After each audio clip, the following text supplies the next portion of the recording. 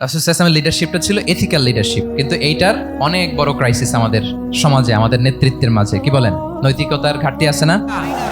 নৈতিকতা বিবর্জিত নেতৃত্ব, এটা দিয়ে কিছুই হয় না।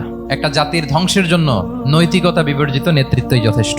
আমানতদারিতা, সততা, অনেস্টি, ট্রাস্টওয়ার্দিনেস, এটা অনেক জরুরি নেতৃত্বের জন্য। নেতা হতে চাইলে তাকে আমানতদার হইতে হবে। যদি একজন ট্রু লিডার কেউ হতে চায়, তার মধ্যে আমানতদারিতা চাই। কি চাই?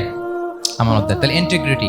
মজার ব্যাপার হচ্ছে, মক্কার কুরাইশরা, মক্কার লোকেরা রাসূল সাল্লাল্লাহু আলাইহি ওয়াসাল্লামের কাছে এসে আমানতের সম্পদ গচ্ছিত রাখতো।